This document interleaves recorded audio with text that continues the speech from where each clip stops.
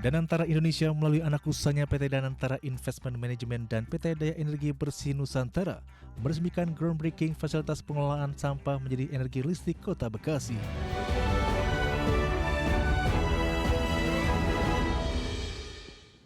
Danantara Indonesia meresmikan groundbreaking fasilitas pengelolaan sampah menjadi energi listrik Kota Bekasi. Proyek ini ditargetkan mengelola lebih dari 500.000 ton sampah per tahun menjadi energi listrik dan mampu menyerap hingga 1.000 tenaga kerja hijau.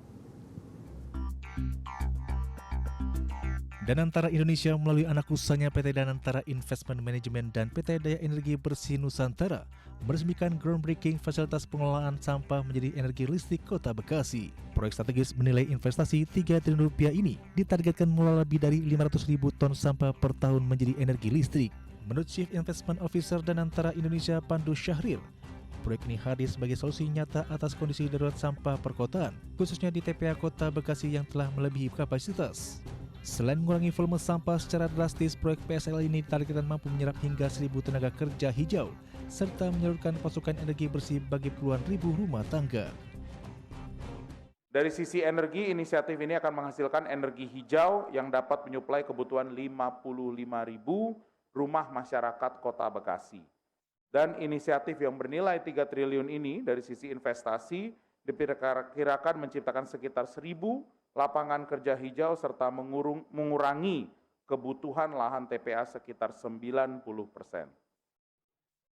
Bapak dan Ibu sekalian, permasalahan sampah bukanlah masalah yang hanya dialami oleh satu daerah atau satu orang saja. Permasalahan sampah adalah permasalahan bersama kita semua.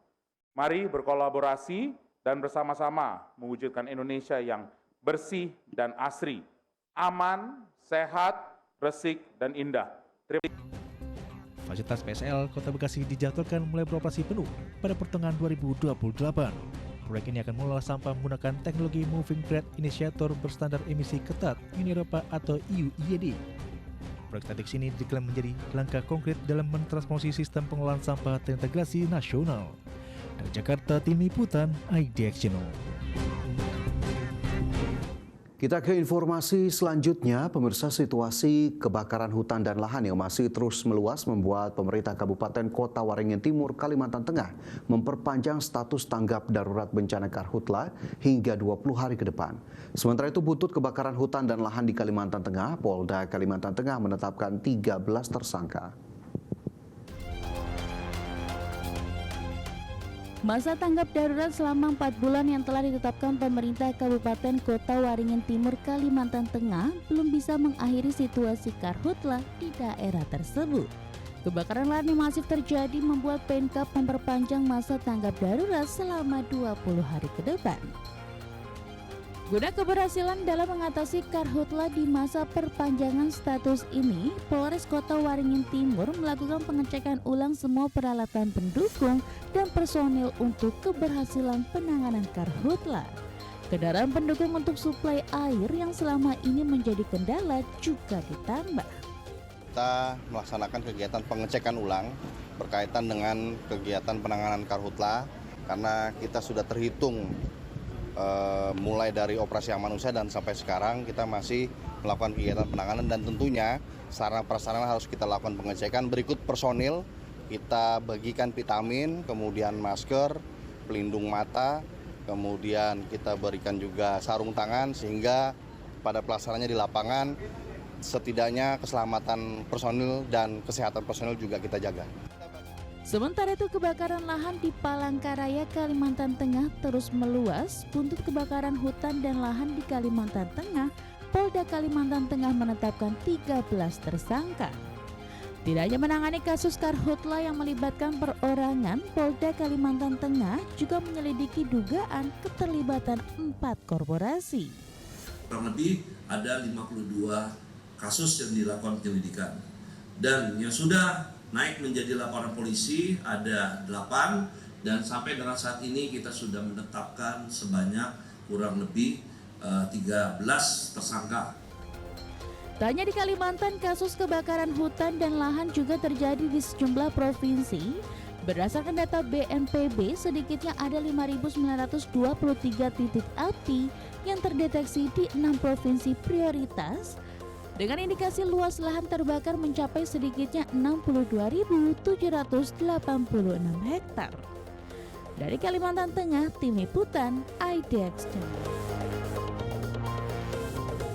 Komisi 11 DPR RI mengungkapkan dalam Undang-Undang P2SK, BI tidak hanya fokus menjaga stabilitas nilai rupiah, stabilitas sistem pembayaran, dan stabilitas keuangan, tetapi juga wajib menjalankan bauran kebijakan yang menciptakan iklim kondusif bagi pertumbuhan ekonomi nasional dan penyerapan tenaga kerja.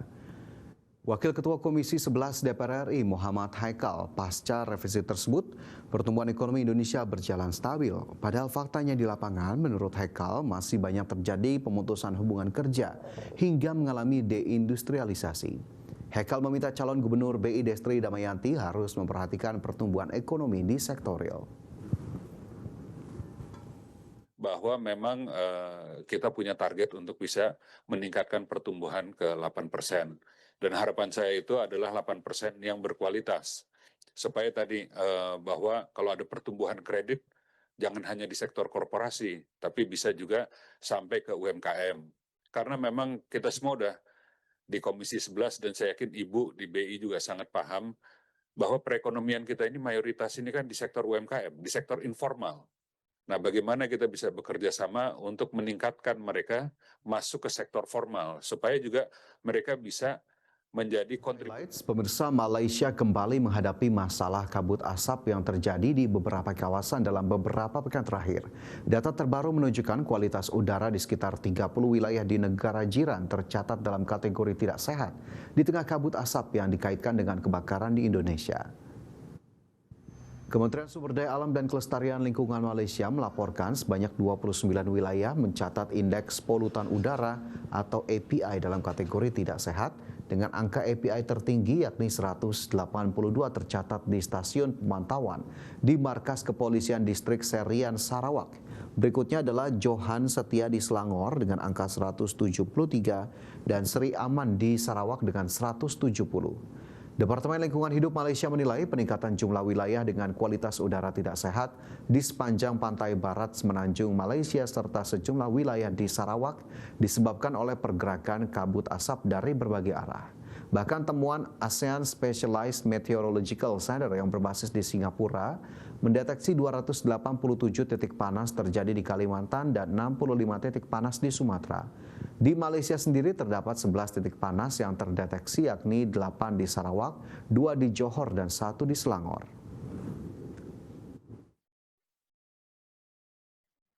Israel menyerbu kantor Badan PBB untuk pengungsi Palestina di wilayah Yerusalem.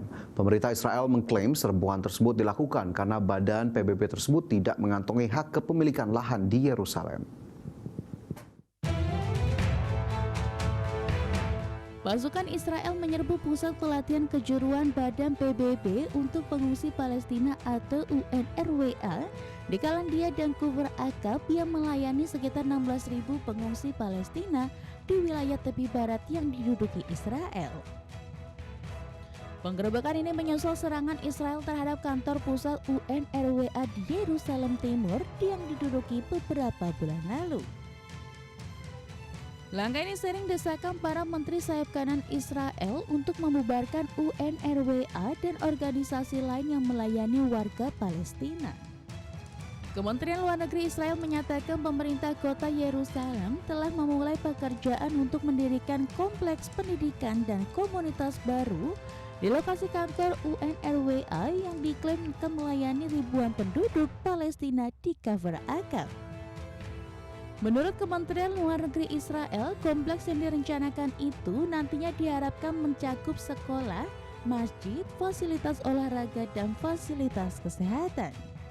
Israel mengklaim lahan tersebut telah menjadi milik Jewish National Fund sejak tahun 1937 dan telah dialokasikan kepada pemerintah kota Yerusalem. Pemerintah Israel juga menuduh UNRWA telah memagari dan menggunakan lahan tersebut selama beberapa dekade tanpa memiliki hak kepemilikan. Pemerintah Israel juga merujuk pada undang-undang yang disahkan Knesset pada Oktober 2024 yang melarang kegiatan UNRWA di Israel. Berbagai sumber, IDX Channel.